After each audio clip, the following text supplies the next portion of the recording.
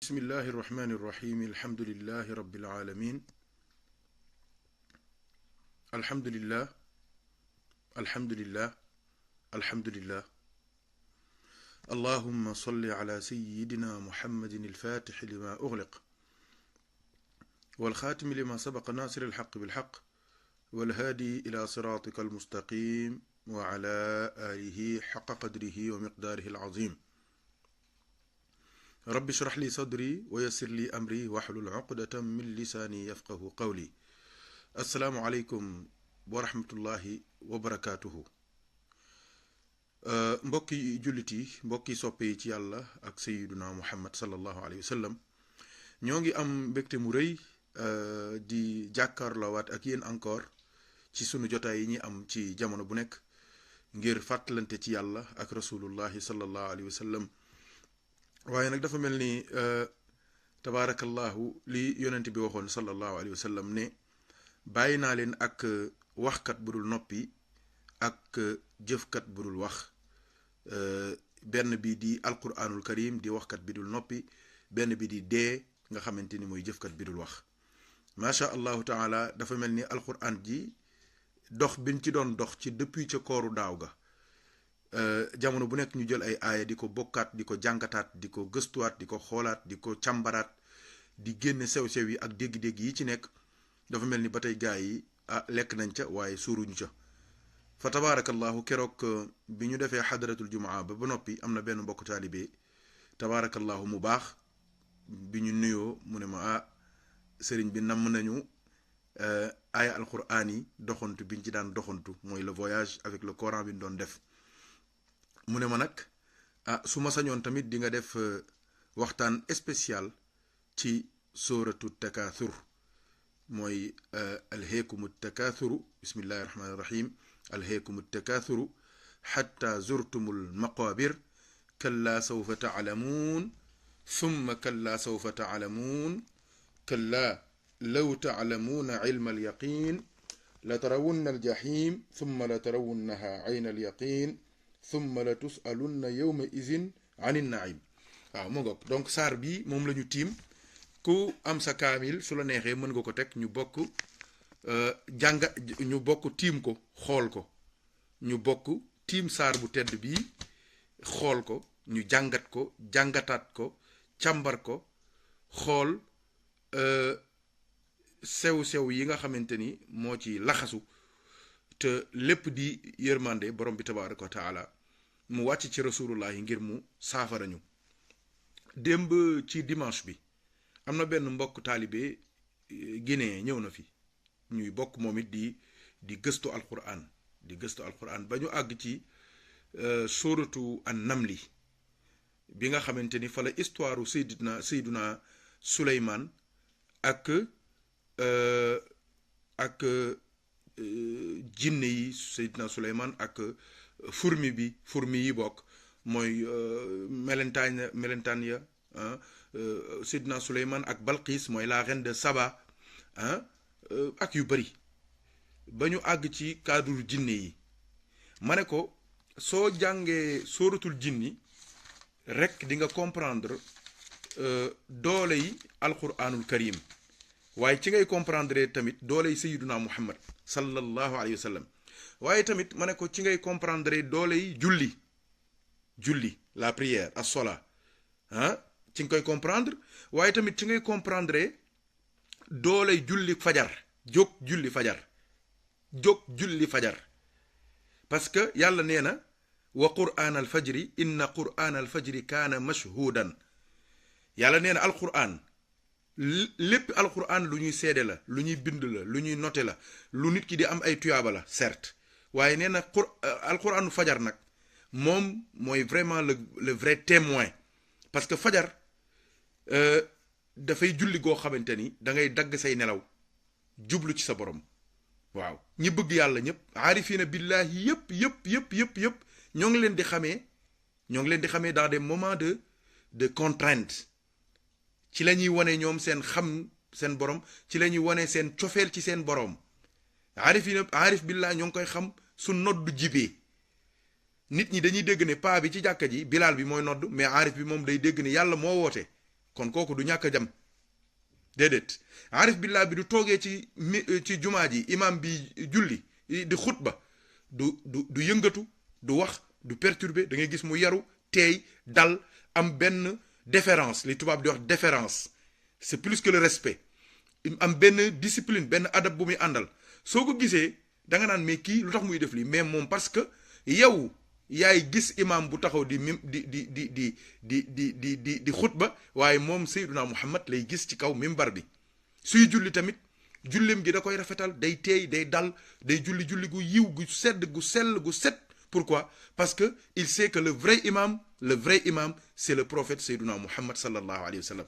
Gis nga loolu mooy dëggi maarifa billah mooy dëggi maarifa mooy ki nga xamante ni fu sama borom àddoo ci nu mu àddoo ak lu mu àddoo ak lu mu làqatu ci ginnaaw loolu ba àddu ca mu mën koo dégg mën koo comprendre ba noppi nag dem nag jëfe ko waaw moo tax fajar garaaw fajar ci la ñuy xam soppe yi fajar ci la ñuy xam ñi bëgg yàlla ci la ñuy xam ñi sopp yàlla fajar tamit dafay tàggale nit ki ak li ñuy wax hypocrisie parce que jóg fajar surtout ñi may gën a wax mooy sama mbokk yi nga xam ñoo nekk fii Paris ñoo nekk Canada ñoo nekk ci pays scandinave yi ci sedd bu metti bi nga xamante ni c'est ndox mi moo ngoog jug gi moo ngoog c'est difficile mais nag tatajaafa junubuhum anil madaaji' la yàlla wax yàlla nee na am na ñoo xamante ni seen yoon -50 degré neige muy taw muy sedd lu cuuraay yi neex lu bagage yi bari du tee du yàlla wootee ñu jóg parce que xam nañ kiy woote du téléphone bi moo la woo du noddukat bi moo la woo waaye borom bi tabaraka wa taala moo la woo moo tax yàlla wax ne wa qur'aan al fajri inna qur'aan al fajri kaana mashhuudan li tax muy bëgg a wax li mooy Seydina Muhammad sallallahu alayhi wasallam dafa doon julli fajar bi muy julli fajar kooku histoire bu gudd la dinaa ci ñëwaat ci beneen bis avec les détails yi détails yu sew yëpp yi ci nekk ndax ay jinne yu nekkoon boori Yemen moo tax Yemen lu nekk nga fa yonent bi wax na sax ne xam-xam la sagesse est yéménite yonent bi wax al hikmatu yamaniyatun donc am na ay dinañ ci def waxtaan spécial incha allahu taala mais li ma la bëgg a wax mooy yonent bi da doon julli fajar la doon julli bi muy julli fajar muy jàng alquran déglu leen bu baax li may wax mu fajar la doon julli di jàng alquran bi muy jàng alquran ndekete jinne yi am na juróom-ñaari jinne yoo xamante ni ñoo ngi woon ci ginnaawam di déglu alquran ji déglul bu baax alquran nañu ko jàngal qul uhiya bismillahi rahmani rahim qul uhiya ilayya annahu istama'a nafarun min al jinni fa qaalu déggal fa qaalu inna sami'na qur'anan ajaban inna sami'na qur'anan ajaban yonent bi sallallahu alayhi wasallam nee na sama borom de xamal na ma ci inspiration ci révélation ci waxyu ne am na bi may taxaw di wax ak tabarakallahu sama borom ci julli fajar di julli sama fajar sama borom tabaraka wa taala xamal na ma ne ma am na ay jinne yu nekkoon sama ginnaaw di déglu sama alquran ji dégg nga jinne yi ba ñu dégg alquran loolu fajar la woon moo tax alquranu fajar dafa garaaw dafa am doole mbindeefi yàlla yépp jinne yi ak malaayika yi bëgg nañ alquran yépp waaye fajar moo leen ci gën a neex sama borom bëgg na alquran yépp waaye quranul fajri nee na kooku moom lu ñuy seede la inna quranal fajri kaana mashhuudan nee na am na benn mbooloo ci jinne yi ñëw nañ ñoom ne inna sami'na dégg nañu quranan lu ñuy jàng Quran mooy lu ñuy jàng lu bari rek quelque chose récité de manière répétitive de manière pérenne Quran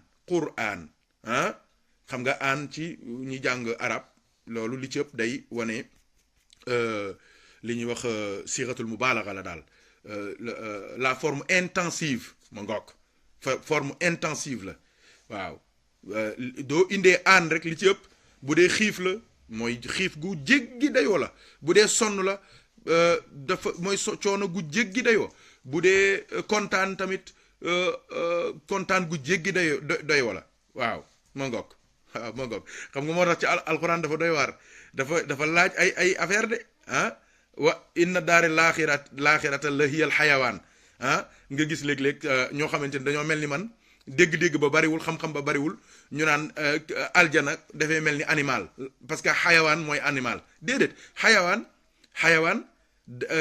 xayaat la bu ñu tëgg ci siixatul mubaalaxa loolu kese la xayaat nga tëgg ko ci siixatul mubaalaxa mu jóge ci xayaat dem ci xayawaan loolu kese la fii tamit quran bi tamit dafa moom it day wane lu ñuy jàng lu bëri gis nga alquran dañ koy jàng léegi nii rek bi ñuy julli gee ci jàkka ji imam bi suratu al alaq la tari ak inna anzalnahu fi ne ni monde bi yëpp ñiy julli gee ñëpp ñi war a ñu julli timis ñëpp alquran dañ jàng ñi julli tisbaar jàng nañ alquran ñi julli tàkku suba jàng nañ alquran kon lu ñuy jàng la mooy quran mooy loo xamante ni dañ koy jàng lu bëree mu ne dégg nañ lu ñuy jàng lu bëri yàlla nee na jinne yi nee nañ ajaban waaye lu ñuy jàng lu yéeme la sama mbokk pël Fuuta bi fi ñëwoon ne ma sëriñ ma ne ko laa béyk mu ne ma lu tax jinne yi wax ne quraanan ba noppi teg ca ajaban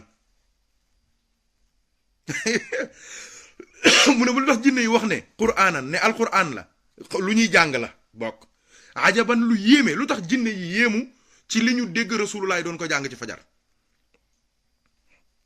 ma ne ko parce que jinne yi ñoom xamuñu yàlla xamuñu yonent bi sallallahu alayhi wasallam ndax boobu gëmaguñ ko ñoo dañ doon dégg rek ba ñu paree lañ soog a gëm xamuñu woon lii yonent bi doon wax waaye ñoom xamoon nañ seen langue ñoom c'est seen langue jinne yi langue bu compliqué la langue bu jafe la langue bu diis la langue bu saf la langue bu bari musique la ndax in yi ak an yi in an un an daf ci bëri waaw moom langue bu doy waar la daal ñoom seen langue pour ñoom jinne yi seen langue bi ñu yor moo gën a yéeme ci langue yi nekk ci kaw suuf yëpp ñu ñëw nag déglu alquran gis ne ndekete ñoom dañ doon garaawlu di bandilu mais ki leen gën a am na langue bu gën a garaaw seen langue bi mooy alquranul karim inna sami'na qur'anan ajaban te jinne yi déglul jinne yi li ñu wax jinne yi nee nañ ñoom qur'an bii ajaban bii qur'anan bii alquran ji ajaban di kaawteef jinne yi nee nañ yahdi ila rushdi yahdi dafay jubale ila rushdi dem ci gindeeku tim ci njub laa ilaha illallah déggal jinne yi la ñu wax jinne yi nee nañu ñoom bi ñu dégloo alquran ji ñi ci bëggoon a dem defi lu bon dañ koo bàyyi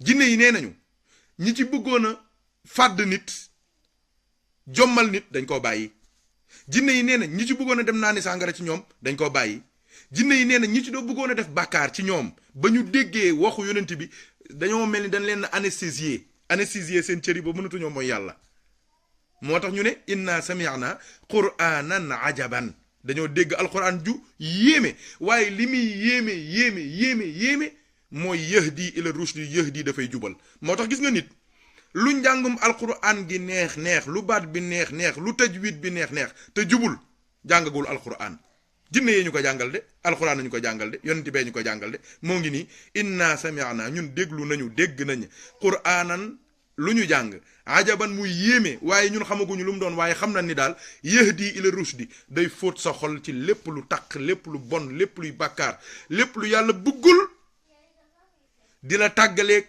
bàkkaar ak mooy ak bokkaale yàlla ak lépp lu yàlla bëggul dalay xiir ci lu yàlla bëgg di la tàggaleeg lu yàlla bëggul yahdi ila rushdi tax jinne yi nee nañu ñoom xoolal gis nga jinne yi moo tax bokk ñoo ñeneen ñi de jinne yi ñoo gën ci jinne yi parce que nee nañu ñoom ba ñu déggee alquran muy kaawteefu yàlla quranan ajaban premièrement deuxièmement ñu ne alquran ji kat da leen di xiir ci njub di leen xiir ci siratal mustaqim jinne yi nee nañu fa amanna bihi on n'a pas hésité sur le champ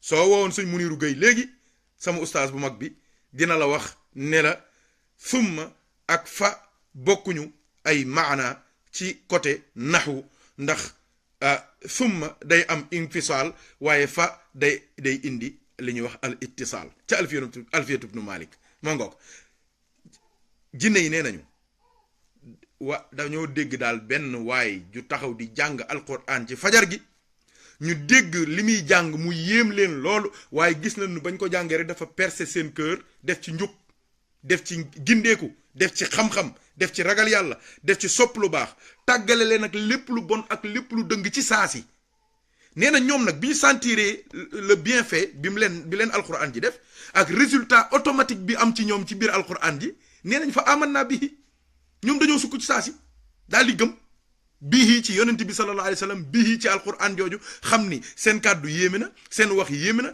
garaaw na waaye nag amul effet bi ak résultat bi alquran am ci xol ak ci ruuxu fa amanna bihi te kat nee nañu à partir ba ñu déggee alquran wala nushrika bi rabbina ahada dootuñ bokkaale yàlla mukk ba faw xam nañ ni ki wàcce alquran dii mooy borom bi moo tax gaa yi ne léeg-léeg xoolal rek li mu bind yonent bi wax na ko sallallahu alayhi wa sallam xool leen tafakkaru fi xalqillah doo leen di réfléchir doo leen di xalaat leen ci li yàlla bind waaye bu leen xalaat ci yàlla parce que doo yemee ci waa ji li mu bind rek moom war na laa doy sëkk am na ci tailleur yoo xamante ni mais ils n'ont pas besoin de prendre des mesures ils te regardent ils connaissent ta mesure wallahi te duñ la ñawalee da nga naan kii par millimètre la natal pourquoi parce que bam la sa bind sa jëmm la xool xam yow ban yére moo baax ci yow jeex na yàlla gis nga masnuu bu nekk dafay am lu muy tegtale ci saani am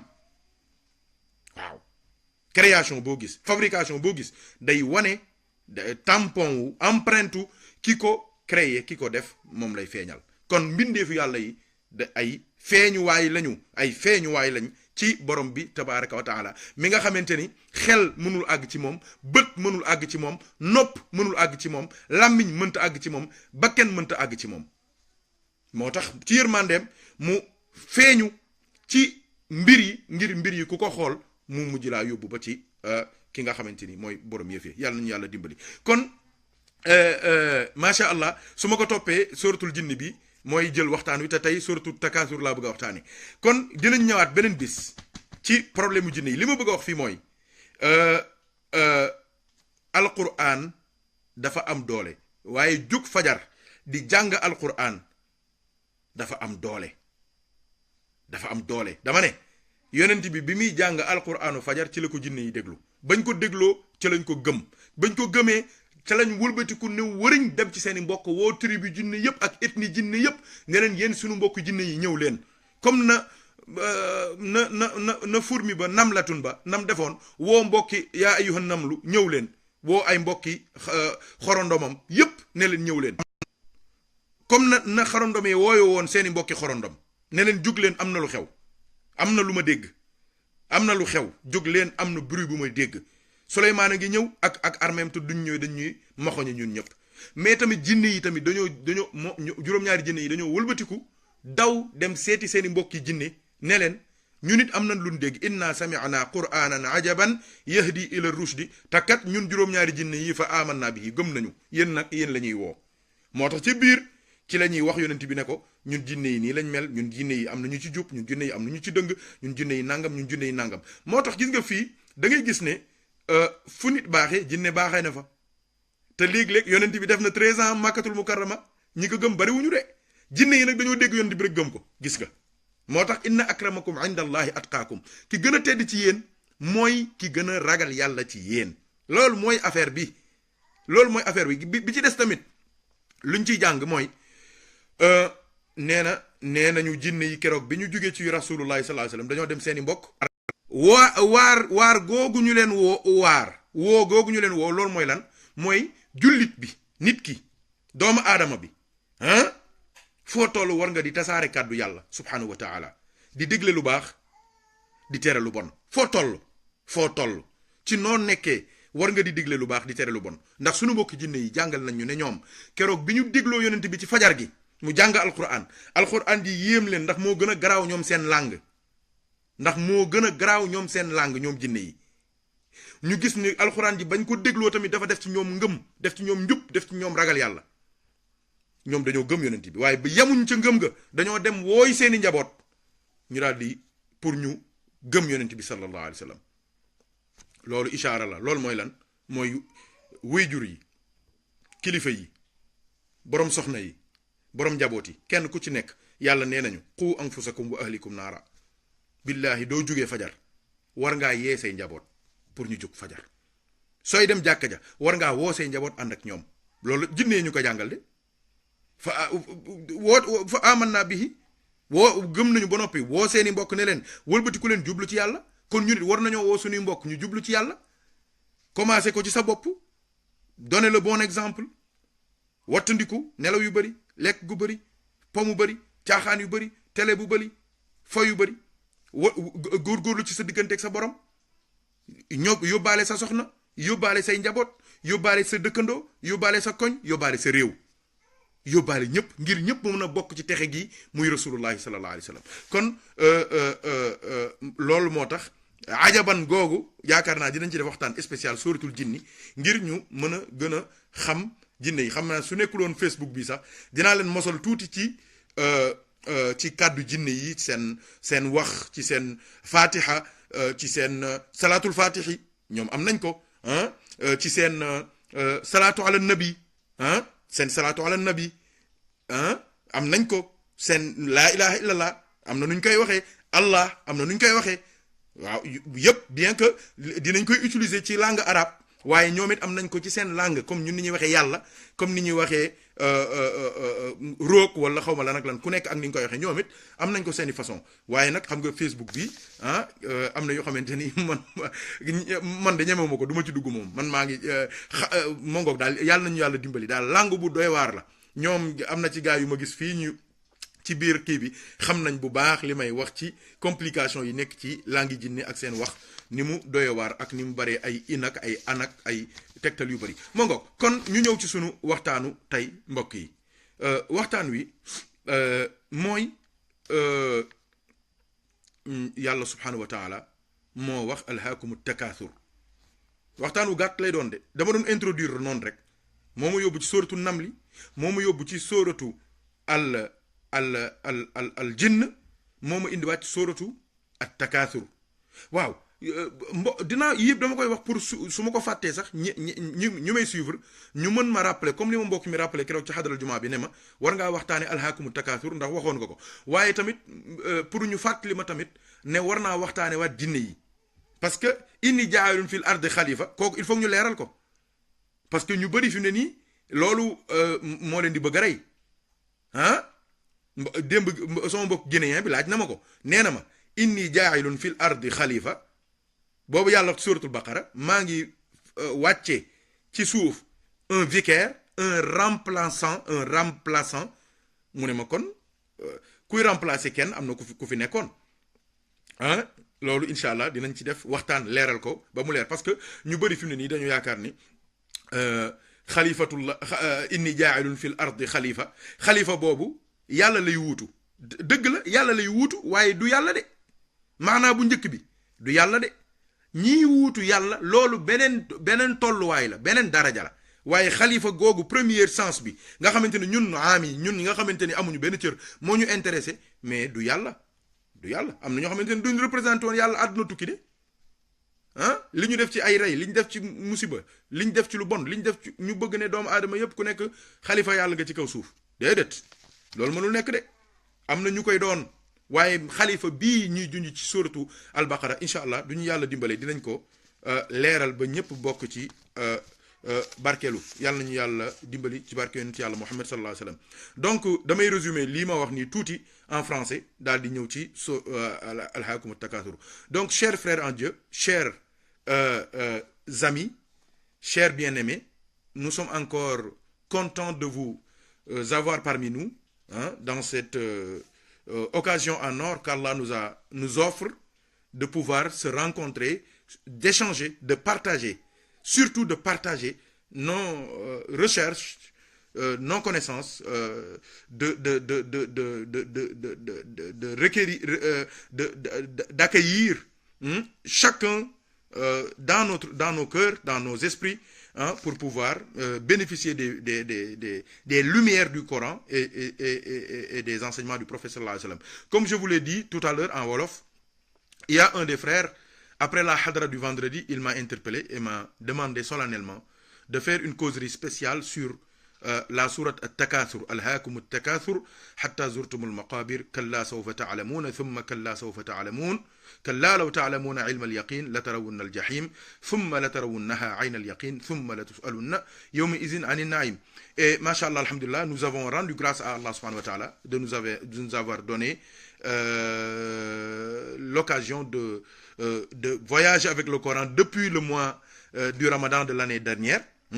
On a fait beaucoup de voyages avec le Coran et je crois que les frères en ont mangé de ce plat, de notre voyage-là, mais ils ne sont pas rassasiés car, Masha'Allah, le Coran est un plat vraiment qui se mange jusqu'à la fin de l'existence, jusqu'au paradis, Inch'Allah Ta'ala. Et j'ai dit que la force du Coran réside dans le fait que c'est une parole divine. Ça vient d'Allah Subhanahu wa Ta'ala. Et je vous ai fait part de Suratul Jinn, parce que c'est le prophète sallallahu alayhi wa sallam qui a dit que Allah lui a révélé que en priant, en récitant le Coran lors de la prière de Fajr, de Subh, si vous voulez, il y a un groupe de 7 djinns qui étaient venus écouter le prophète, derrière le prophète, sallallahu alayhi wa sallam. Et j'avais insisté sur l'invitation que j'avais faite à tous nos frères, surtout ceux qui sont en Europe, surtout ceux qui sont en Occident, surtout ceux qui sont dans des pays avec de très bas degrés de froid, de faire encore des efforts. Parce que la prière, elle est très importante. Le Coran, il est très important. Mais aussi, surtout, la prière, la prière du Fajr, qui est la prière des amoureux, ceux qui aiment Allah. La prière des connaissants et des connaisseurs d'Allah. Le Fajr, c'est leur prière. Parce qu'à ce moment-là, il y a toutes les contraintes qui sont des obstacles pour que tu puisses te lever pour aller t'acquitter de ce devoir, de faire ton obligation par rapport à Allah subhanahu wa ta'ala. C'est pour cela que moi je l'appelle la prière des amoureux, la prière des connaissants d'Allah. Salatul Arifin. La prière de Fajr. C'est la prière, comme le prophète nous l'a appris aussi, sallallahu alayhi wa sallam, c'est la prière des gens véridiques, ceux qui ne sont pas les gens vrais. The reals. Leur prière, c'est la prière de Fajr et la prière de Isha, parce que les hypocrites ne peuvent pas se lever pour prier ces prières. Rien que pour cette raison, tout le monde devait se lever pour prier, pour ne pas faire partie de ce lot maudit des hypocrites, qu'Allah nous aide et nous assiste.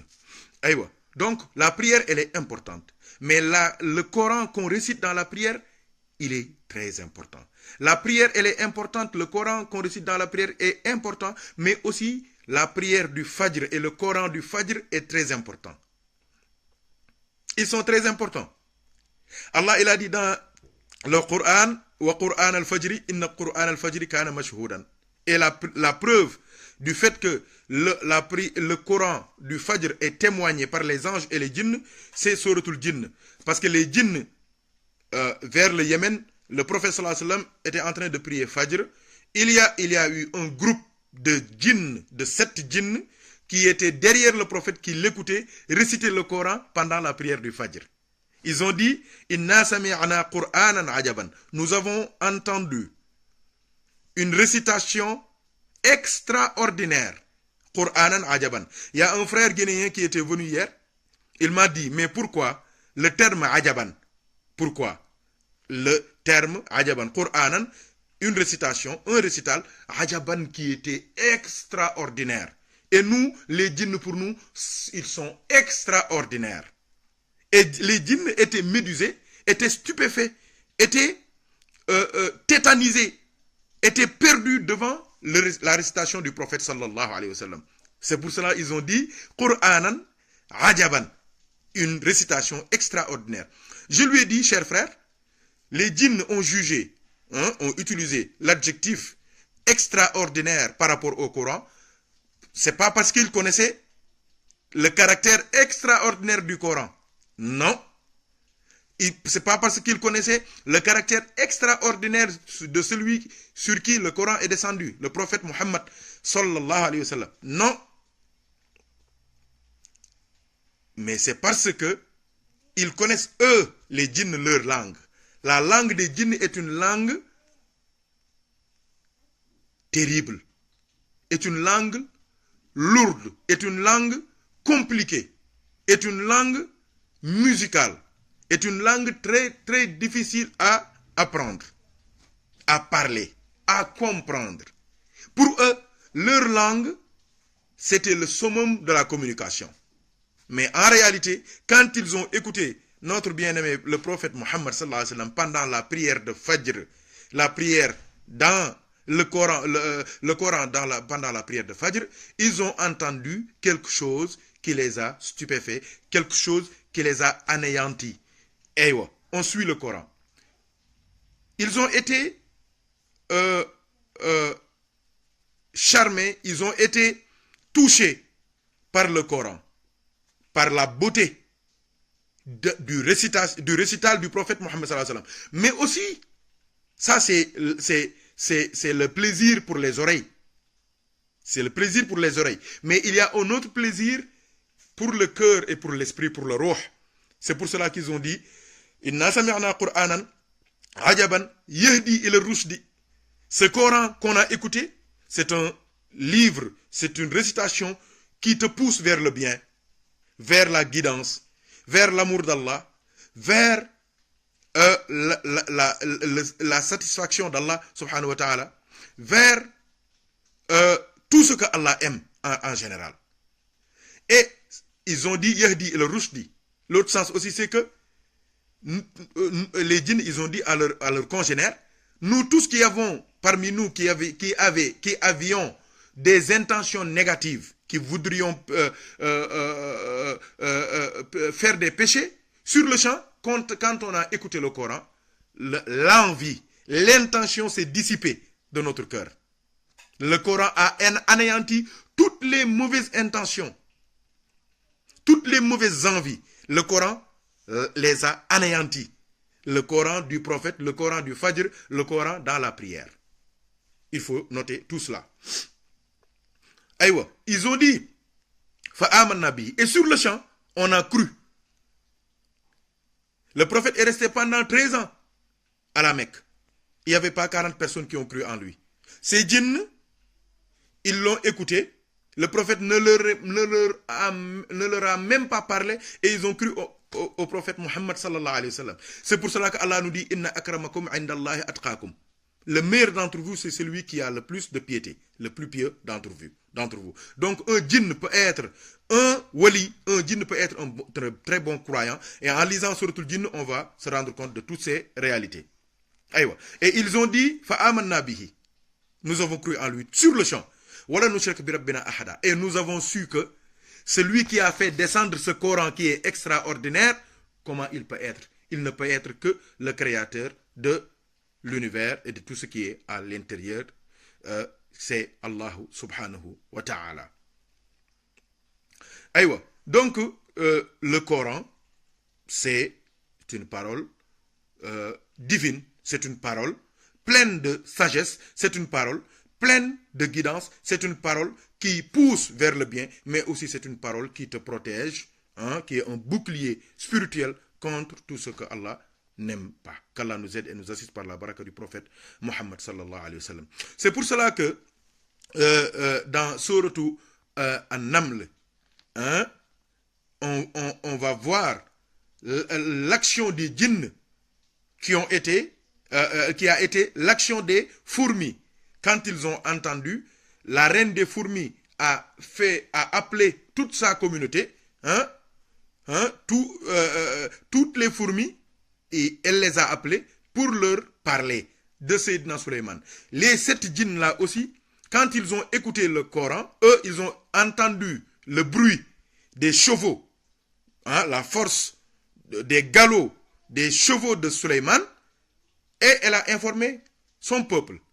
Les djinns, ils ont écouté la force, la lumière de la parole du prophète Mohammed sallallahu alayhi wa sallam à travers le Coran, et ils sont partis sur le champ parler à leurs congénères. Ils leur ont dit, chers frères djinns, nous avons écouté une parole qui est extraordinaire et qui est plus extraordinaire que notre langue, nous les djinns. Et nous avons cru en cette personne et nous avons cru en cette parole-là. Parce que nous croyons jamais qu'il y avait une parole sur terre plus extraordinaire que la nôtre. Il s'agit du Coran.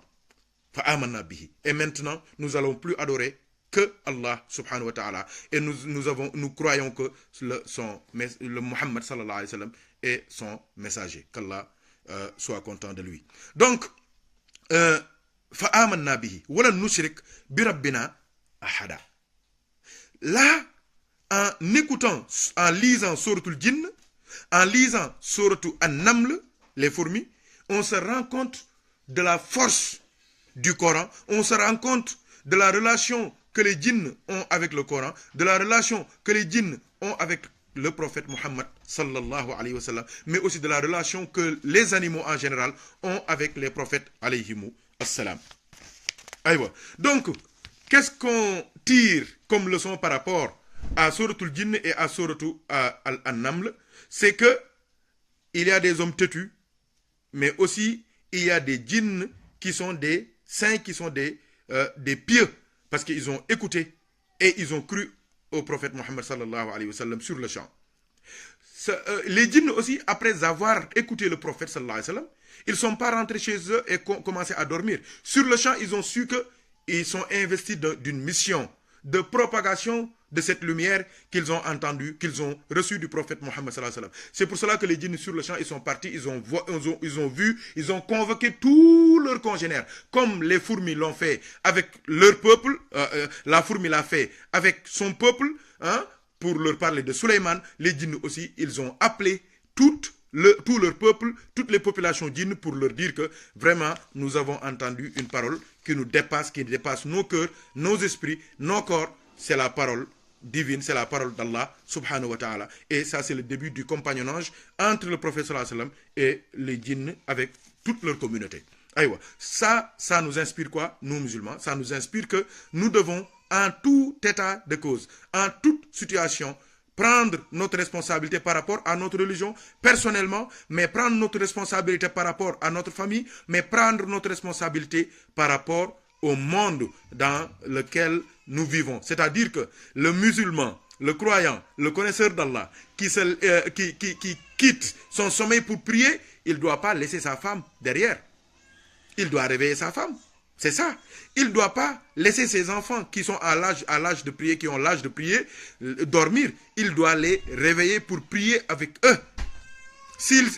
Quand on doit aussi se protéger de quelque chose qu'Allah n'aime pas, on doit se protéger certes, mais on doit aussi protéger sa famille. Pourquoi? Parce qu'Allah, il a dit dans le Coran, Ya ayyuhalladhina amanu qu anfusakum wa ahlikum naran. Ô vous qui croyez, protégez-vous vous-même de l'enfer, mais aussi protégez vos enfants de l'enfer, de votre famille en général. Donc, les djinns nous ont appris ici qu'il faut, en réalité, écouter le Coran, croire en le Coran, mais aussi il faut transmettre le message du prophète Mohammed sallallahu alayhi wa sallam. Donc, j'ai eu aussi à insister, chers frères, sur l'importance de la prière, l'importance de la prière, surtout de la prière du Fajr, surtout du Coran du Fajr. C'est très, très, très, très, très important. Parce que la prière du Fajr, c'est la prière des gens qui aiment Allah. C'est la prière des gens qui aiment Allah. Et nous avons un très grand piège. C'est pour cela que le prophète dit que la prière de Aïcha, Gué, et la prière de Fajr, les hypocrites, ils ne peuvent pas faire ça en assemblée. Ils ne peuvent pas faire ça. Et il y a un très grand piège.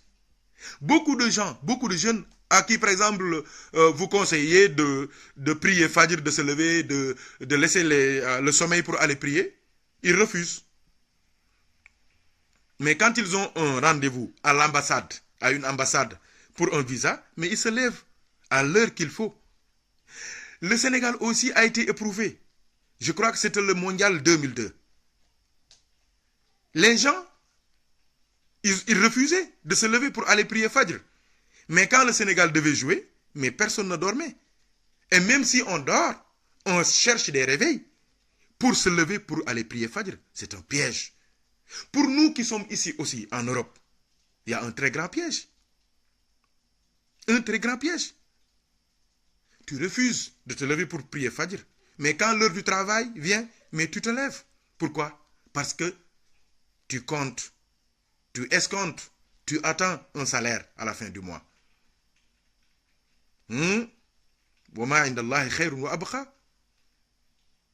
Certes, le salaire, il est important. Mais aussi, il y a un autre salaire. Parce que ce salaire-là, ça finit. Ce salaire-là, ça a des limites. Ce salaire ne te suit pas dans ta tombe. Mais le salaire de la prière, le salaire de l'adoration d'Allah, le salaire de l'obéissance à Allah subhanahu wa ta'ala, c'est un salaire qui te suit et dans ta tombe et le jour du jugement dernier. Ça va t'aider à ne pas aller en enfer, mais ça te pousse vers le paradis. Donc, masha'Allah, Allah, il nous éprouve toujours. Il nous éprouve toujours. Hein? Tout ce que tu refuses, Allah, il te montre que si tu étais vraiment véridique dans tout ce que tu dis, mais tu aurais obéi à Allah. Cheikh Tijani radiallahu anhu, il dit لو كان حبك صادقا لأطعته إن المحب لمن يحب مطيع. Si ton amour était vraiment véridique, mais tu le choisirais aux femmes, tu le choisirais au lit, tu le choisirais aux couvertures, tu le choisirais au froid, tu le choisirais à la neige, tu le choisirais à la pluie, tu le choisirais à la chaleur. Tout ce qui se présente devant toi, devant Allah, tout s'anéantit devant lui. Et le Fajr, souvent, quand je me réveille pour aller prier, je dis, là c'est clair. Ils refusent, nos frères occidentaux, ils refusent de se lever pour adorer Allah subhanahu wa ta'ala, mais ils se lèvent pour aller promener leurs chiens. Ils se lèvent à la prière, à l'heure de la prière du Fajr, pour aller promener leurs chiens. Et ce serait plus facile d'aller prier. Donc Allah nous aide et nous assiste. Donc tout ce que je voulais dire par rapport à cela, c'est de toujours faire des efforts. Hein? Toujours s'efforcer. C'est pas facile certes. Mais il faut faire des efforts et le reste sera comblé, sera complété par la miséricorde d'Allah subhanahu wa ta'ala. Donc, chers frères qui parlent français, je vais retourner au Wolof. Inch'Allah, ne vous en faites pas. Dans quelques minutes, je vais retourner encore au français pour faire un résumé de la sourate qu'on veut étudier ensemble, qui est sourate At-Takathur. Aïwa, bismillah. Donc, Allah subhanahu wa ta'ala nous dit dans sourate At-Takathur, Al-Hakum At-Takathur. Al-Hakum At-Takathur. Avant de commencer l'explication de la sourate At-Takathur, je voudrais en quelques secondes rappeler le contexte dans lequel cette sourate est descendue. Hein? Le contexte dans lequel cette sourate est descendue, parce que c'est très important. Hein? Souvent, on fait beaucoup d'erreurs dans nos interprétations, dans nos compréhensions de certains versets ou bien de certains enseignements du prophète Mohammed sallallahu alayhi wa sallam. On fait ces erreurs parce qu'on ignore en réalité les conditions, le contexte dans lequel ces choses, ces versets, ces ayats du Coran sont descendus sur le prophète Mohammed sallallahu alayhi wa sallam. Il faut dire qu'il y avait deux tribus à la Mecque, les Bani Harithata et les Bani Al-Harith. Les Bani Harithata et les Bani Al-Harith, chaque fois, ils se disaient du mal, chacun se montrait, chaque tribu montrait à l'autre tribu qu'ils sont plus forts, qu'ils sont plus nombreux, hein, qu'ils sont plus forts, qu'ils sont plus nombreux, hein, jusqu'à même quitter leur maison pour aller dans leur cimetière pour énumérer leurs ancêtres, leurs grands-parents qui étaient forts, qui étaient riches, qui étaient puissants, qui ont combattu, qui ont fait des actes de bravoure. Et jusqu'à ce moment-là, hein, il n'y avait rien qui les empêchait de continuer dans cette jahiliya. Et c'est à cette occasion que Allah subhanahu wa ta'ala a fait descendre sur le prophète sallallahu alayhi wa sallam ces versets pour lui dire, dis à ces gens-là, Alhaakumut takathuru hatta zurtumul maqabira. Les bienfaits, la richesse, je veux dire, la richesse va vous distraire jusqu'à que vous visitiez vos tombes. C'est pour cela que cette visite des tombes a deux sens. Le premier sens concerne ce que je viens de dire. Hein? Il faisait une sorte de battle de richesse, de pouvoir, de force, de supériorité, jusqu'à aller dans les tombes. Le deuxième sens, c'est le sens qui concerne tous les croyants. Hein?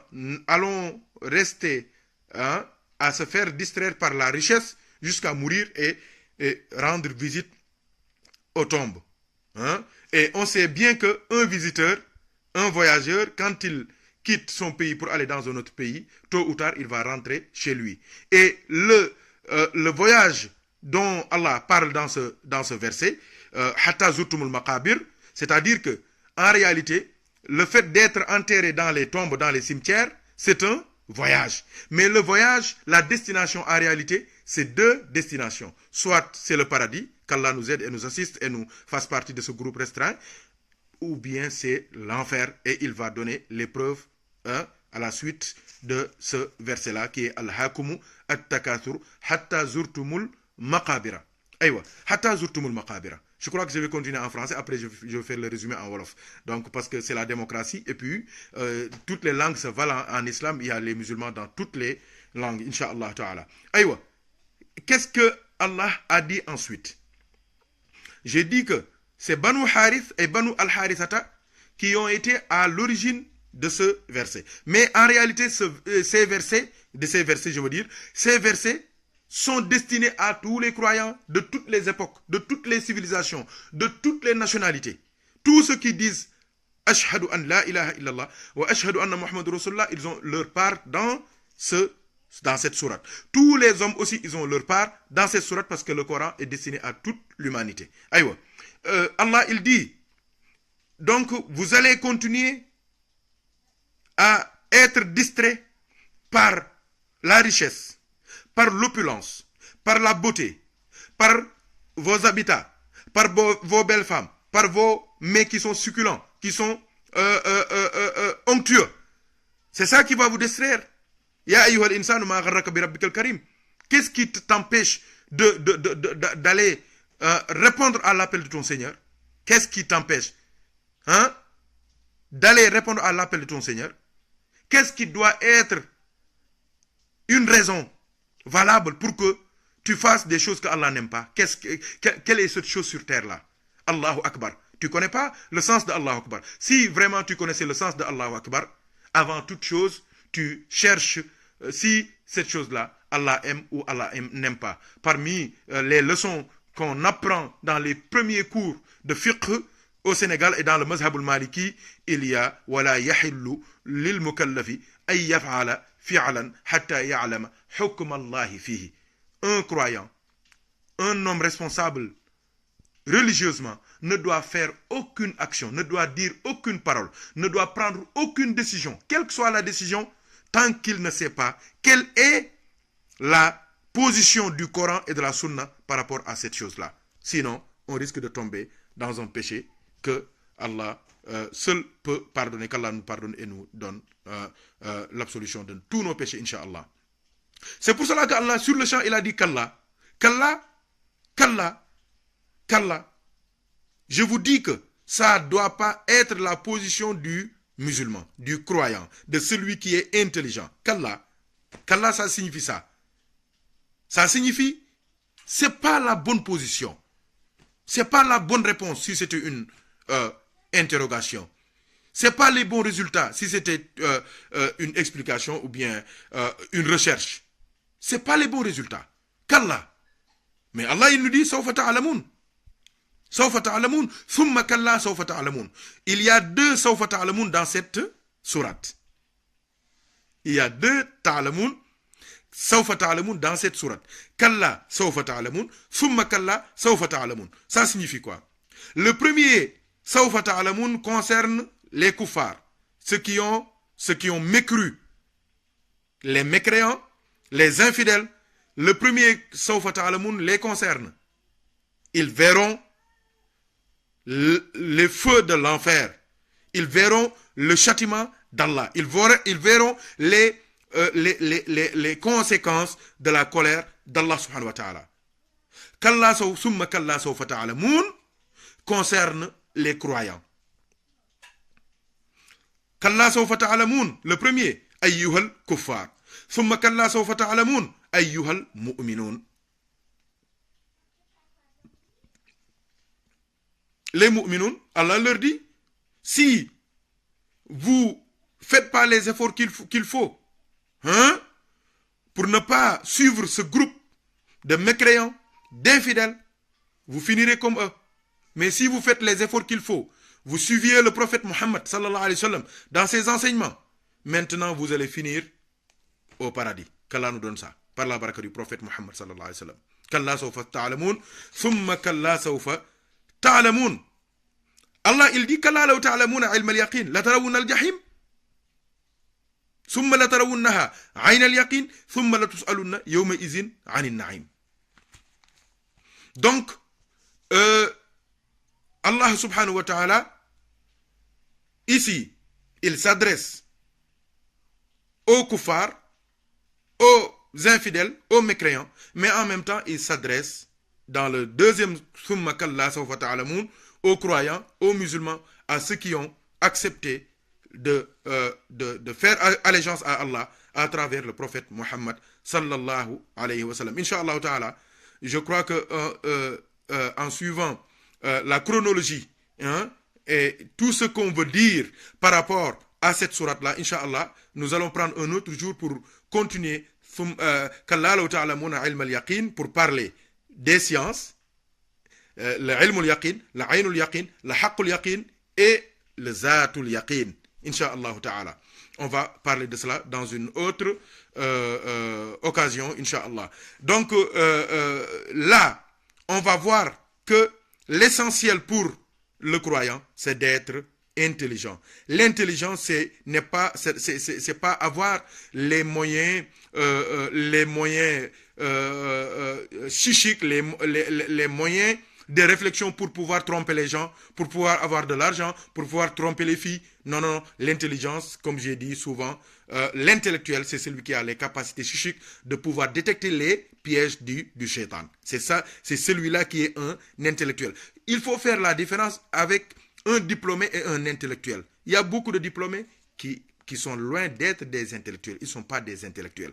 Un intellectuel, il doit connaître ses devoirs, il doit connaître ses droits, il doit connaître ses obligations, il doit connaître ses limites dans ses réflexions, ses limites dans ses actions. C'est celui-là, l'intellectuel. C'est celui-là qui peut détecter que si je suis cette voie-là, ça va me mener vers le péché. Ça va me mener vers ce que Allah n'aime pas. Ça va me mener vers la colère divine. C'est celui-là, l'intellectuel. L'autre, c'est un diplômé. C'est un diplômé. Et le diplômé, l'image que le Coran nous donne du diplômé, c'est quoi? C'est comme l'âne qui porte une bibliothèque, hein, sur lui.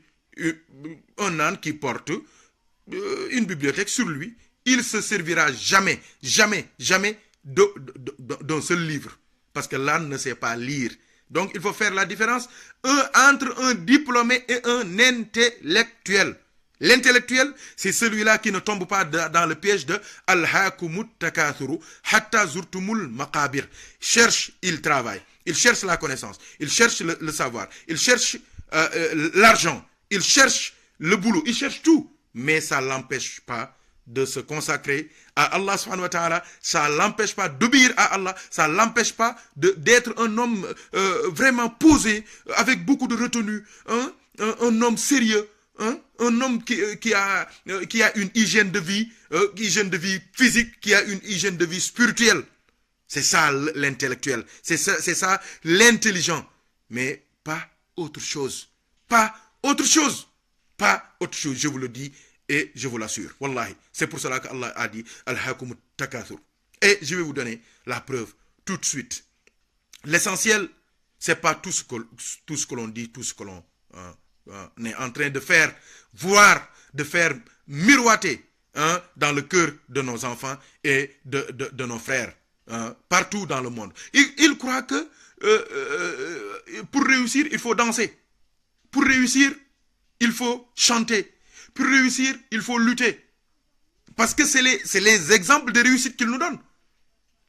Ils nous montrent que l'enseignement, ils nous montrent que les valeurs, les vertus, ils nous montrent que la connaissance de soi, ils nous montrent que l'éveil, c'est des choses qui ne sont pas importantes. C'est des choses qui ne valent rien. Il faut mentir, il faut être un escroc, il faut être un arnaqueur, il faut être un musicien, il faut être un lutteur, il faut être un danseur, il faut être un businessman, dans le mauvais sens du terme, mais je ne parle pas des businessmen qui sont sérieux. Mais les affairistes, c'est un groupe que tout le monde connaît. Lidjenti. Ça, ce n'est pas la voie de la réussite. Tu peux réussir, mais tu vas finir mal. Tu vas finir mal. Parce que celui qui vit du haram, il finira mal et tout son argent, il va acheter ça, avec ça, des médicaments. Le prophète sallallahu alayhi wa sallam, notre bien-aimé, notre référence ultime, qu'est-ce qu'il nous dit? Le prophète nous dit que en réalité, la richesse du... Écoutez bien ce que je veux dire.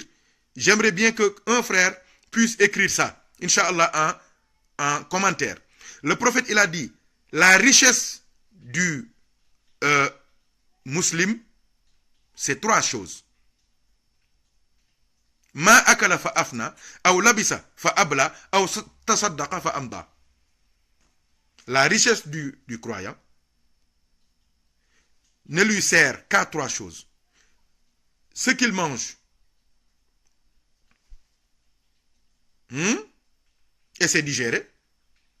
Ce qu'il porte par la suite qui va finir par vieillir et jeter dans la poubelle.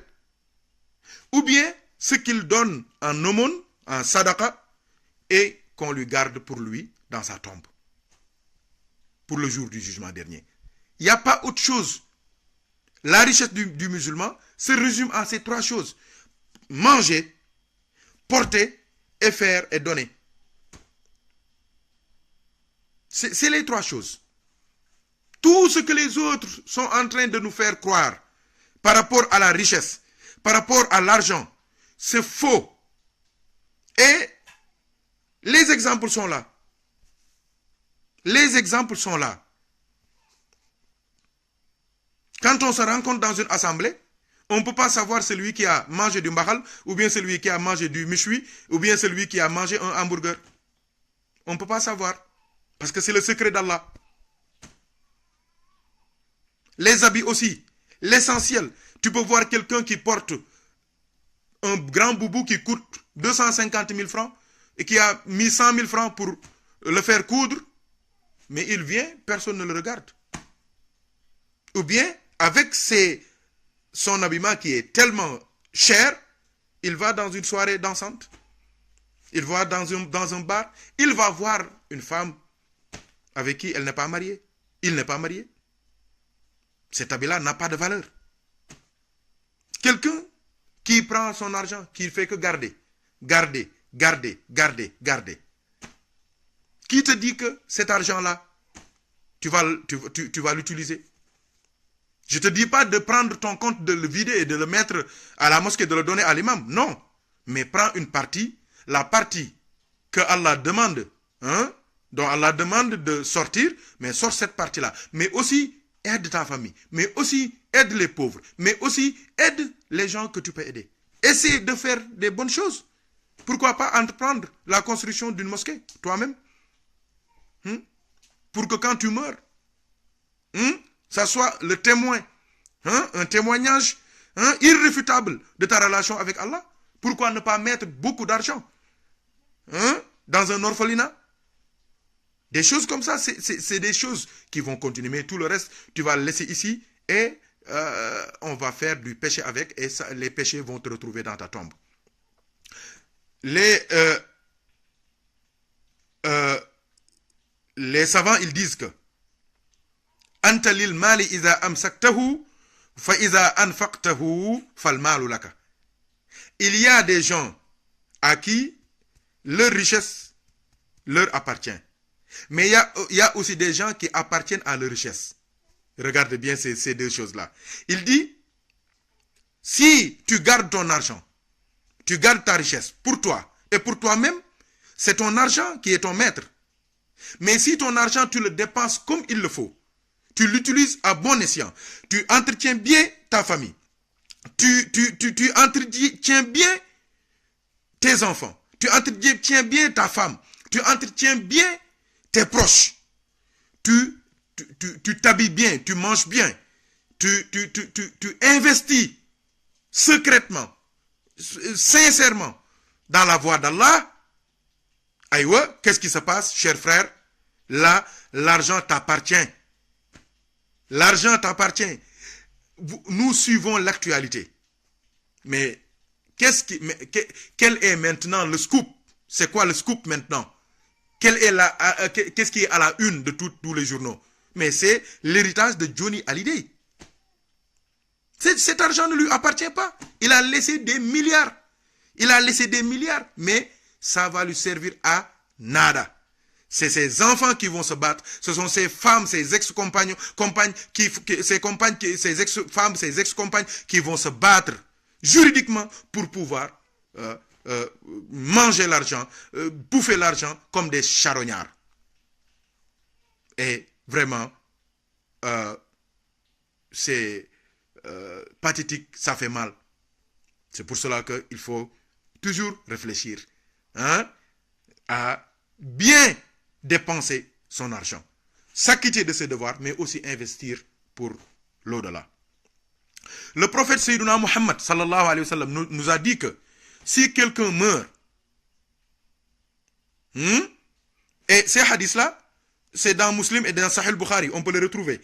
L'autre hadith, c'est dans Sahih Bukhari, il est rapporté par Sayyidina Anas ibn Malik radiyallahu anhuma. Il a dit que celui qui est mort, trois choses l'accompagnent dans sa tombe. Au cimetière, je veux dire. Trois choses accompagnent le mort. J'aimerais bien qu'on note ça en commentaire. Trois choses accompagnent le mort au cimetière. C'est quoi? يتبع الميت ثلاثة فيرجع اثنان ويبقى معه واحد. Le prophète, il a dit, trois choses accompagnent celui qui est mort au cimetière. Les deux choses retournent et reste avec lui une seule chose. Il dit yatba'uhu ahluhu wa maluhu wa amaluhu. فَيَرْجِعُ أَهْلُهُ وَمَالُهُ وَيَبْقَى عَمَلُهُ. Sallallahu alayhi wa sallam. Le prophète sallallahu alayhi wa sallam nous enseigne que si quelqu'un décède, on prie sur lui, on le lave, on fait la prière mortuaire sur lui, on l'amène au cimetière, sa famille va l'accompagner. Son argent, sa richesse va l'accompagner. Et ses actions, ses œuvres, son œuvre va l'accompagner. Ce qu'il a fait sur terre va l'accompagner. C'est les trois choses qui accompagnent le mort. Il a dit, le prophète sallallahu alayhi wa sallam, il a dit, deux choses retournent à la maison. C'est la richesse et les parents, la famille. Ils retournent à la maison. Parce que leur place, ce n'est pas les cimetières. Qu'est-ce qui reste avec le mort dans les cimetières? C'est son action. C'est son action. C'est pour cela que l'intellectuel, l'intelligent, celui qui réfléchit, celui qui est vraiment éveillé, il donne du respect à ses parents, à sa famille, il donne du respect à la recherche du fric, de l'argent, du blé, mais aussi il donne beaucoup plus d'argent à celui qui est fidèle avec lui, qui va le suivre jusqu'à dans sa tombe. Donc, c'est ça la force de Sourate Takathur. Je vais vous dire une histoire que nous avons reçue et repris de Sayyidina Abu Hurayrah radiyallahu anhu. Il a dit que il y a une nuit, le prophète sallallahu alayhi wa sallam est sorti et il a trouvé Sayyidina Abu Bakr et Sayyidina Omar ibn al-Khattab. Et il leur a dit, Ma ajlasakuma, qu'est-ce qui fait que vous sortiez à cette heure de la nuit pour être seul là?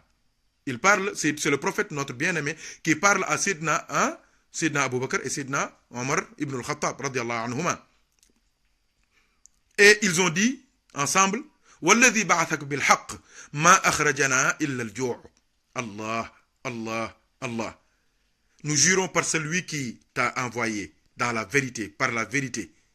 Et pour la vérité, que nous ne sommes sortis que là, nous sommes sortis et nous sommes assis là que parce que nous avons faim.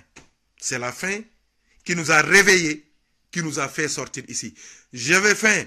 C'est Abu Bakr qui dit, j'ai faim, je ne pouvais plus rester dans ma chambre, je suis sorti. Et j'ai trouvé Sayyidina Omar. Je lui ai demandé, mais qu'est-ce qui t'a fait sortir? Lui aussi, il a dit, j'ai faim, je ne pouvais plus résister à la faim, je suis sorti.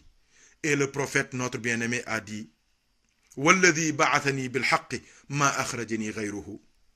Et le prophète, sallallahu alayhi wa sallam, il dit, je vous jure par celui qui m'a envoyé, par la vérité, dans la vérité, pour la vérité, que, wallahi, je ne suis sorti que parce que j'ai faim.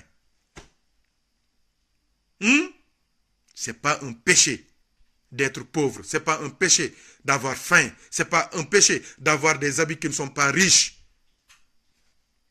Ce qui est important, c'est la pureté du cœur et les valeurs et les vertus que tu portes, qui t'accompagnent partout dans ta vie, partout, à l'université, au boulot, dans les aéroports, dans les gares, partout où tu es. Quand on te regarde, quand on te voit, on voit les vertus et les valeurs du prophète Mohammed. C'est ça la vraie richesse. Parce que c'est une richesse non pourrissable, non périssable. C'est une richesse que personne ne peut prendre. C'est une richesse qui te suit partout dans le monde et qui peut t'aider, qui peut te protéger partout dans toutes les situations. Mais toutes les richesses que tu peux avoir, tu peux devenir l'homme le plus pauvre du monde.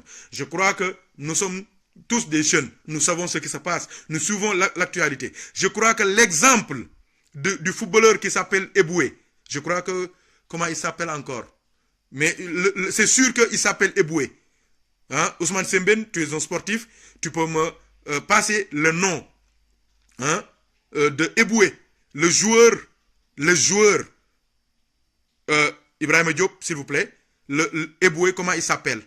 Le joueur qui était à Arsenal, qui a gagné des Ligues des Champions, qui avait plus de 3 millions d'euros, presque 1 milliard et quelques dans son compte. Il a dit que,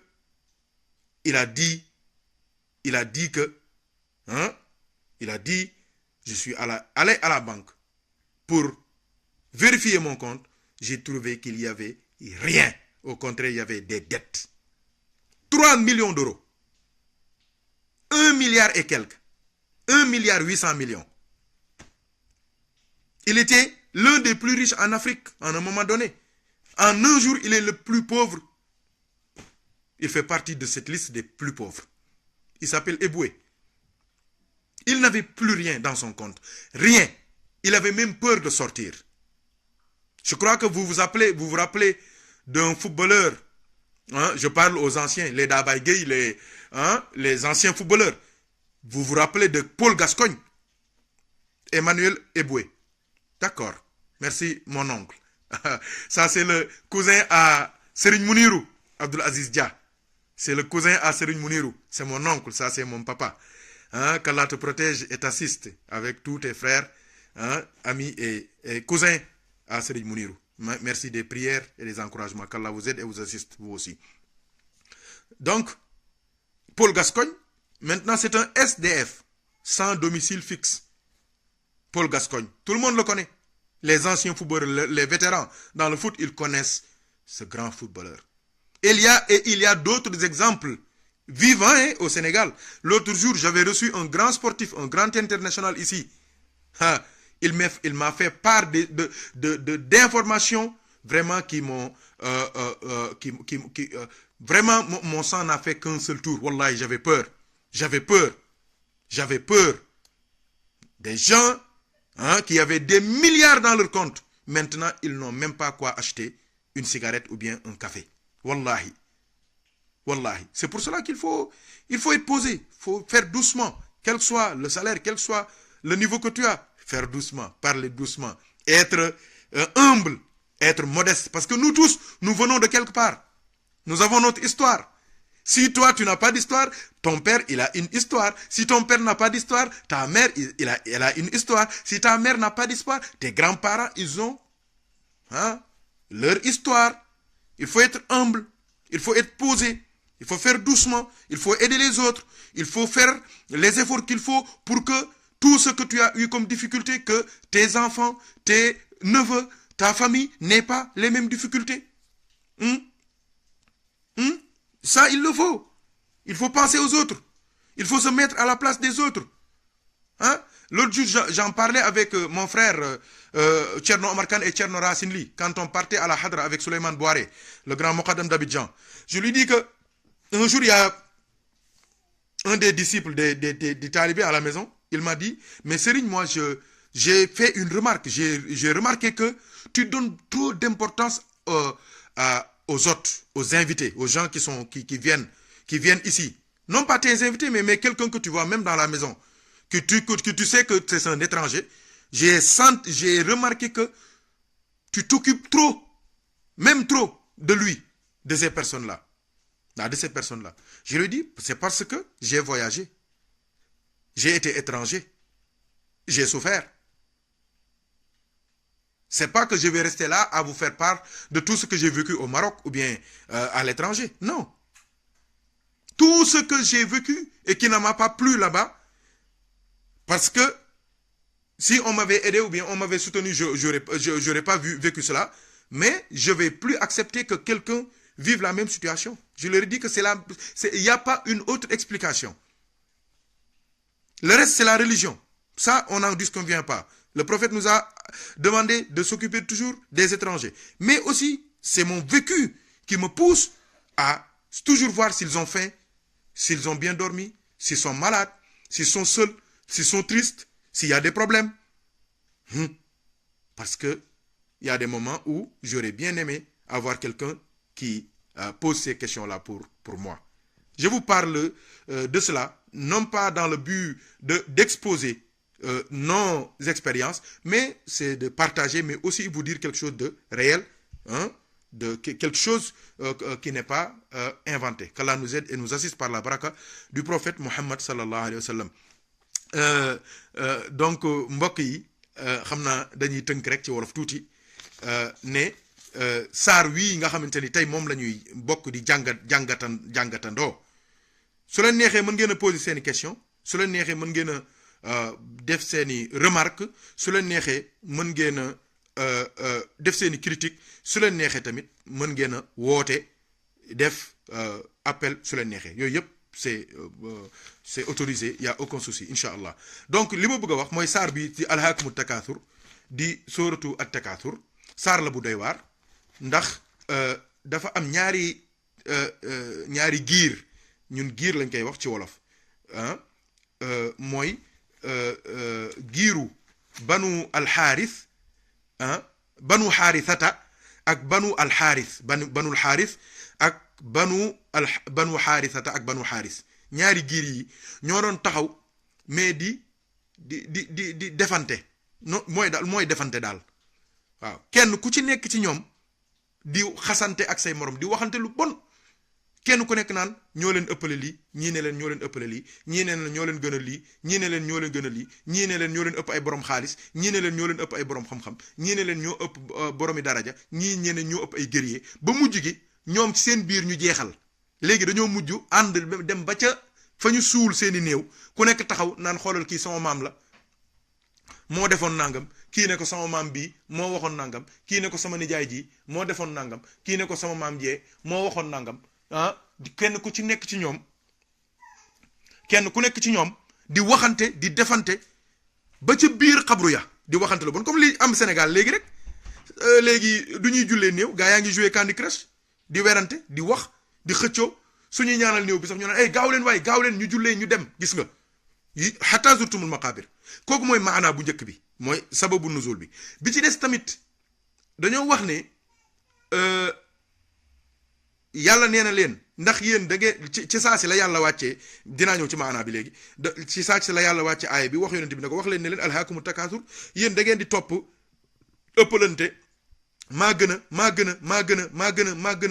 lii maa gën a laa ba àgg ci biir xabru yii di ko fi waxante ci biir sëgi yéen daal yéen a bon kallaa waroo leen woon def lii kallaa lii de yellul ngeen def ko rafetul ngeen def ko baaxul ngeen def ko waaw beneen bi mooy Umar ibn Abdul Aziz lañ wax ne lan mooy maana hatta zurtumul maqabira mu ne dinañ ëppalante alal mais ëppalante alal lu mu yàgg-yàgg da ngay mujj dee rek bërki démb maa ngi gis ci Facebook bi bàmmeelu ki ëppoon alal ci réewu golf bi yépp mais suuf kase la lu mu ca deful woon ci lu baax du ko gis perte na ko maa la ko wax waaw dégg nga mu ne beneen maana hatta zurtumul maqabira mu ne mooy lan mu ne yàlla zurtum la waxul xataa du fintuma waxul ne da ngeen di nekk di ëppalante ban suul leen ci sëgi déedéet dane ba ngeen ziyaar yi sëgi ñu ne ziyaar nag mooy voyage rendre visite mu ne ku rendre visite nit nag xam nga yow sëñ bi du ma jógee fii dem Évry seeti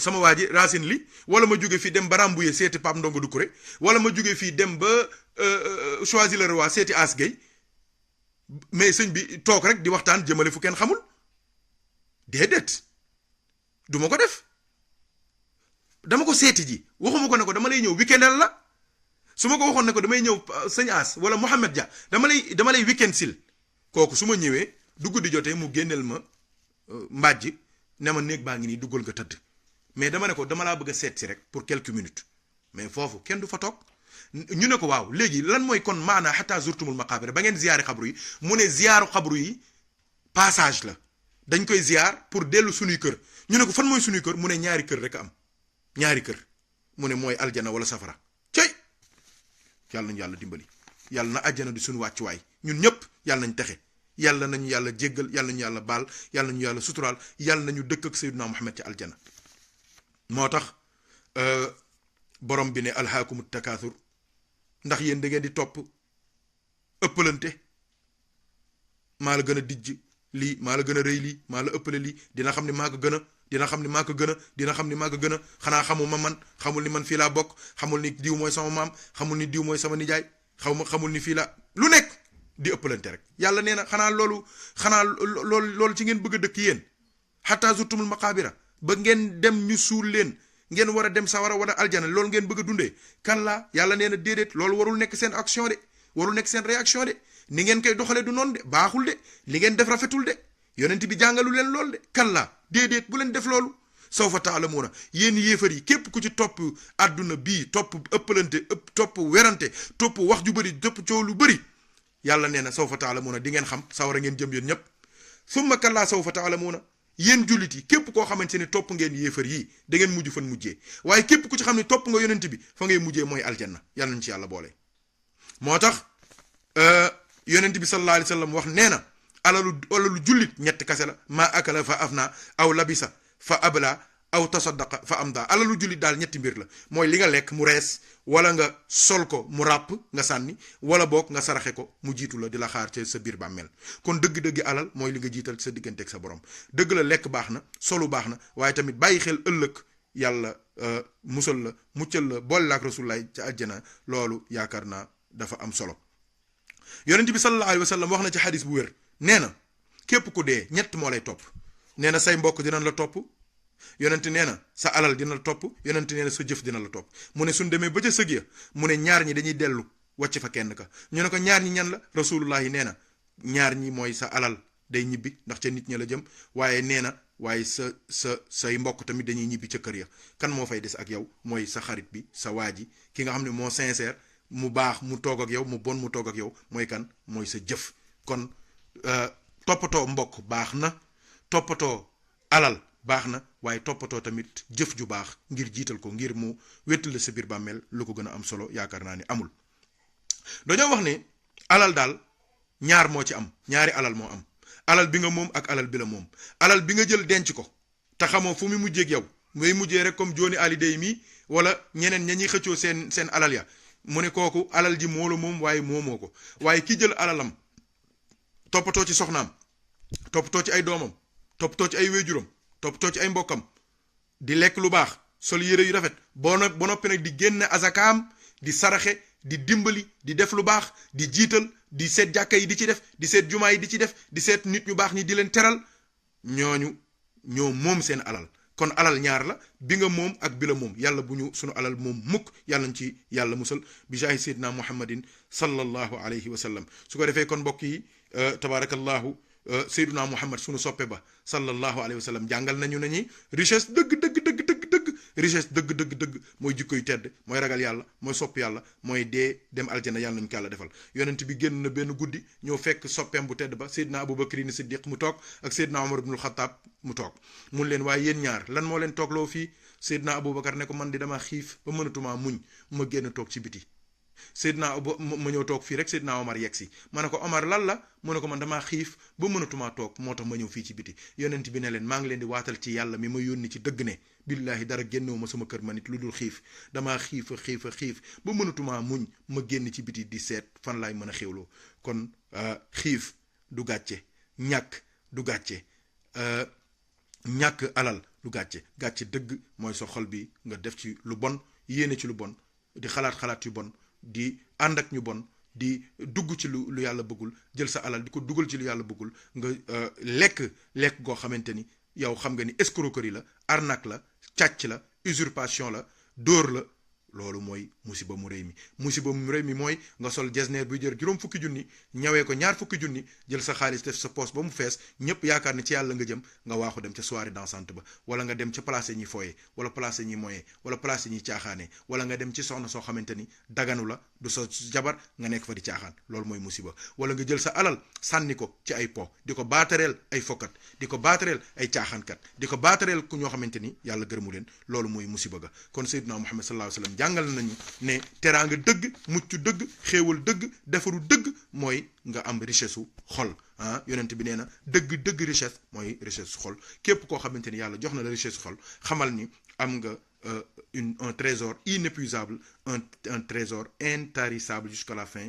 de l'existence qu'Allah nous aide et nous assiste par la baraka du prophète Muhammad sallallahu alayhi wa sallam su ko defee kon mbokk yi yëf yaa ngoog dañoo ñëwoon rek tey pour ñu bokk ci conseil ak ñaanu sunu benn mbokk taalibe mu baax sëñ Diop ca xadara bu Paris moom waxoon ne ma naa def waxtaan ci alhaakumu takathur maa ngi leen di xamal nag ne jeexagul damaa jël kallaa bu njëkk bi wax ne yéefar yi ñoo ko moom kallaa sawfa taalamuun yéefar yi ñoo ko moom beneen kallaa bi mooy summa kallaa sawfa taalamuun jullit yi ñoo ko moom foofu laa yem incha allah duñ ñëwaatee ci beneen jotaay dinañ indi kallaa law taalamuuna ilma alyaqin la tarawunna aljahim summa la tarawunnaha ayna alyaqin summa la tusalunna yawma izin ani naim incha allah ñu leeral ko ba ñëpp xam ne saar wu gàtt la waaye maanaa yi foor na leer na am na doole lool yàlla nañu yàlla gindi yàlla jubal ñu yàlla defal ñu ngëm ak ragal yàlla ak sopp yàlla ak sopp yonent bi ak sopp ku sopp yàlla ak sopp ku sopp yonent bi sallallahu alayhi wa sallam yàlla defal ñu xel defal ñu xalaat defal ñu gis-gis bu rafet comme ni ma ko waxee jubal suñuy xel ndax ñu bëri fi ne dañoo yaakaar ni pare nañu te commencé guñ sax mooy li may wax toujours wax naa ko ci français bi il faut faire la différence entre un diplômé et un intellectuel un diplômé mooy koo xamante ni am na entrée en sixième am bagam am BFM am bagam am dëggam am licence am master am di dem am di dajale diplôme rek bokkut ak un intellectuel mooy ki nga xamante ni fu seytaane tegee piège mu xam ko, fu seytaane bëggee am taalibe bu bees mu xam ko, fu jigéen tegee piège mu xam ko, fu bakken tegee piège mu xam ko, ba noppi nag di góorgóorlu di wattu ngir bañ a dugg ci piège yooyu. kooku mooy intellectuel, mooy borom retenu, mooy borom teey, mooy borom dal, mooy ki nga xamante ni du wane ni dafa am xam-xam moo tax muy jéem a weddi lu yàlla ba mujj a weddi yàlla, mooy jéem a lu ñu wax mu koy jéem a teg ci xel, di jéem a jël yonent bi di ko jéem a def morom, di jéem a expliquer l'inexplicable, di jéem a dugg ci détails yoo xamante ni da koy sànk. kooku du intellectuel, kooku c'est un diplômé. te loolu moo gën a bari ci àdduna bi, ay diplômé ñoo fi bari, mais intellectuels yi néew nañu. intellectuels yi mooy ñi nga xamante ni duñu moy, duñu fo, duñu caaxaan, duñu dem soirée, duñu dem ci place bu yàlla bëggul, duñu ànd ak ñu yàlla bëggul, duñu naan sàngara parce que dañuy am salaire 5000 euros wala 10 000 euros wala 3000 euros wala salaire 1 million. du leen xiir ci ñuy naan sàngara, du leen xiir ci ñuy ànd ak jigéen bu leen neex di tëdd ak moom di fo ak moom, déedéet du leen xiir ñu sol yére yu rafet dem di ko doxee ci ay caaxaan, du leen xiir soirée bu ñu dégg dem ca, du leen xiir ñu dem ci auberge yi, déedéet. kooku du intellectuel mooy ki nga xamante ni am na lii yëpp ma wax, am lii ma yëpp ma wax, dama ne la am na salaire u 3000 euros 5000 euros, rafet jekk mën a solu, xam lu baax, waaye doo ko gisee mu sol costume am nga yaakaar ni ca soirée ba la jëm, nga gis ko mu waaxu jubali ca xadaratul jumaa ba, moo ngi wax laa ilaha illa allah, moo ngi wax allah. intellectuel mooy ki nga xamante ni soo ko gisee mu solu ba rafet, sol ay ñetti ab doom, da ngay yaakaar ni dafay dem ca soirée ba, nga gis ko mu daal di waaxu dem ca xasida ya, dem ca sikkar sa, dem ca yu baax ya. un intellectuel mooy ki nga xamante ni heure bu ko buntu mooy yàlla taxawee, jigéen bëgg koo dugal ci ay caaxaan, mu ne ko man damaa ragal yàlla, bëgg naa su ëllëgee ma bokk ci ñu yàlla gërëm, te duma moyen yàlla dootuma gërëm. loolu moom mooy mbir mi. kooku mooy intellectuel day yeewu, day xam li xew, day dal, day teey, day réfléchir, day comprendre, day lire. intellectuel day mën a détecter piège u noonu l'islam yi, di mën a détecter seeni discours, mën a détecter seeni wax, mën a détecter seeni piège, ba heure buñ bëggee fooye Seydina Muhammad wala ñu bëggee caaxaane l'islam, ñoom ñu mën ko détecter xam ko. waaye tabarakallahu macha allah ñu bëri fi mu ne nii li leen sànq seen wéyjur yi xam na ni billahi am na ñoo xamante ni seen wéyjur yi suñu yëgoon ni nii la ñu mujjee duñ sax am entrée en sixième bay am BFM bay am bac bay nekk ingénieur bay am xaalis, suñ sañoon dañ leen di bàyyi ñu nekk foofu ci kër ga ñu leen di dimbali, parce que tey jii ñaar dërëm yeen am yaakaar na ni àdduna bi jeex na tabarakallahu ba mu dugal leen ci ay fo ay caaxaan, di wër jigéen ñi, di wër sàngara yi, di wër pomi caaxaan. nandite yi ñoom jóg nañ bu yàgg dem jëli wér di salaat fatixi, dem wattu joxe loxo jigéen, dem wattu bàkkaar, dem di sikkar, dem di jàng alquran, dem di jéem a jeexal téere yi laxdar yu ashma yu muqaddima risala. intellectuel yaa ngoog de gaa yaa ngoog, yooyu mooy affaire bi. waaye yi ci des yëpp ay caaxaan la, maa la ko wax, ndax day mujj ba yow ku la wax sax ne yow sa pom yi nga nekkee sa yi nga nekkee nii, ku la wax ni doo dee, kan moo yor sa dund gaa yaa ngi nii dañuy accidenté, lu nekk day am. kon defal lu baax, waxal lu baax, àndal ak ñu baax, gëstul lu baax, seetal ñu baax, réfléchiral, nekkal nit, bàyyil dose yi, bàyyil frimé yi, na solal costume yu rafet mais xol bi na ci yàlla nekk, solal jesner yu rafet mais xol bi na ci yàlla nekk, solal lunette yu rafet mais na ci xol bi na ci yàlla nekk, na sa compte bancaire fees dell mais na ci yàlla nekk. loolu mooy affaire bi, loolu mooy rawante bi. fi mu ne nii ñi xam dëgg li xew foofu la ñuy jublu. moo tax fi mu ne nii tabarakallahu da ngay gis ñoo xamante ni vraiment tu es fier de avec tout le grade qu'ils ont, tous les diplômes qu'ils ont, da ngay gis ñu daal ñëw sukk ci suuf ndeysaan toog yor seen kurus di tudd yàlla, rusuñ ci dara, ragaluñ ci dara, di yuuxu. su gàmmu jotee nga gis leen ay ingénieur lañ, ay avocat lañu, ay notaire lañu, dégg nga ay borom xam-xam lañu, ay docteur lañu, ñoo nga takk seen ndigg ya di liggéeyal rasulullahi sallallahu alayhi wa sallam. kooku mooy affaire bi, loolu mooy ndam li, loolu mooy sak bi, loolu mooy sutura bi. mais yi ci des yëpp du dara. alal xanaa ku ñëwul fii doo comprendre. ñi gën a ëpp alal ci àdduna ñu mooy ñi gën a weddi yàlla. kooku kon kenn du ci natt nit, kenn du ci natt kenn. loolu amul solo.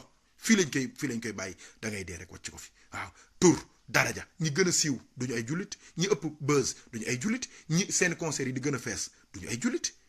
loolu kenn du ci natt nit yàlla, kenn du ci natt jullit, kenn du ci natt nit ku baax. nit li ñu koy nattee mooy ay valeur, ay vertu, ay jikko, ay teddange, ay xam li xew, ay dimbali ay wéyjuram, ay toppatoo ay frère am.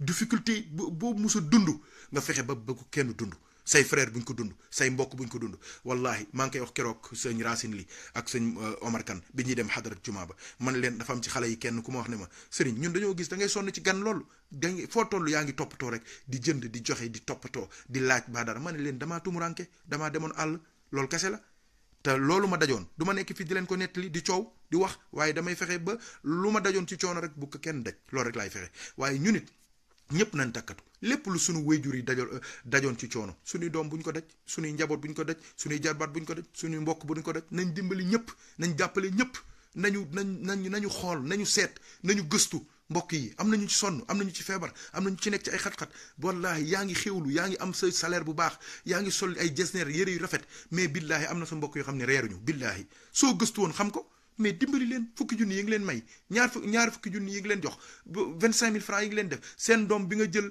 en charge fayal ko mu def formation pour 2 ans 3 ans génn nekk am diplôme am di liggéey di dimbali ay wéjuram mais loolu mooy investissement yàlla nañu yàlla dimbali suñ ko toppee fii la ñuy fañaan ñoo ngi ñaan yàlla subhanahu wa taala mu dimbali ñu ba ñu mën a mottali saar bi ci kallaa law taalamuuna ilmal yaqin la tarawunna al jahim ba lépp jeex insha allah ñoo ngi ñaan yàlla mu jubal ñu gindi ñu teg ñu siraatal mustaqim li ci des ñu àggale ko ci commentaire yi ak xalaat yi ak gis-gis yi maa ngi gërëm mbokk taalibe yi nekk ci ligne bi yëpp di ñu jàppale ci liggéey bi di bind commentaire yi parce que am na ñoo xamante ni léeg-léeg seen connexion dafay faible mais commentaire yi dinañ ci mën a barkeelu ce sera l'occasion aussi pour nit ñi mën a rappeler wu yu bëri suñu soppe suñu mbokk taalibe suñu lépp nga xamante ni yàlla ak yonent bi ak Cheikh Tidiane rek ñu boole ndeysaan muy sëñ Sega Kanté macha allah ñoo ngi may wax ne moom ci ligne bi sëñ Mouhamed Dia macha allah sunu mbokk sunu lépp di doomu Abdoul Aziz Dia bi ma doon wax sànq di cousin alaaji Muniru tabarakallahu ñoom ñëpp seen baay ak yaayu alaaji Muniru ñoo bokk benn baay macha allah yàlla na yàlla fay leen sunu mbokki soppe yëpp sëñ Njóogu Mbooj ak mbokk taalibe yi nekkoon en ligne yëpp ak ñi nekk bitim réew ba Brésil sunu jarbaat yi nekk foofu soxna mami ñoom ñëpp nee nañ ma ñoo ngi ci ligne bi sunu jarbaat yi nekk Canada sunu mbokk taalibe yi nekk foofu sunu jarbaat ñoom ñëpp nee nañ ma ñoo ngi ci ligne bi waa Amérique yi ñoo ngi ci ligne bi waa Angleterre ñoo ngi ci ligne bi macha allah ñoom ñëpp ñoo ngi leen di fay di ndokkeel tamit bu baax bala ñuy tëj soxna Maguette Njegéen tabarakallah ànd ak doomam sëñ Ahmed Sall Njegéen doon def gàmm ko am solo ca Mbuur macha allah ñu gis àdduna bi yëpp seetaan ko suivre ko gis waxtaan wu rëy wa fa imaam alaaji Ahmed Baro Njegéen def waaye ñu gis tamit zikkar yu neex ya fa gaayee zikkar ak sañse yu rafet ya te lépp yonent bi rek tax sallallahu alayhi wa sallam ñoo ngi ndokkeel sama bàjjen di ndokkeel njabootam gi yëpp ñi nekk fii ci bitim réew waa Londres waa Belgique waa Angleterre waa France ñëpp ñoo ngi leen di ndokkeel sama bàjjen yàlla dolli ko jàmm dolli ko xéwal dolli ko sutura mook Cheikh Ahmed Sall rek doomam ju baax jooju ak sunu baay alxaaji Taala Guèye ñoom ñëpp yàlla na yàlla dolli leen jàmm ak mbokk ya fa teewoon yëpp nga xam ne gàmmu gi retrouvaille la woon ci famille bi waaye retrouvaille la woon ci ñi sopp yàlla ak yonent bi sallallahu alayhi wasallam kon ñoo ngi leen jox rendez-vous incha allah bu suba ci waxtu wi rek incha allah suñ jullee gee ba pare rek ñu bokk séddoo waxtaan partagé ku ci am question ñoo ngi déglu ku ci am remarque ñoo ngi déglu ku ci am critique ñoo ngi déglu ku ci am xalaat ñoo ngi déglu incha allahu taala yàlla nañu yàlla dimbali doolu ñu sutura doolu ñu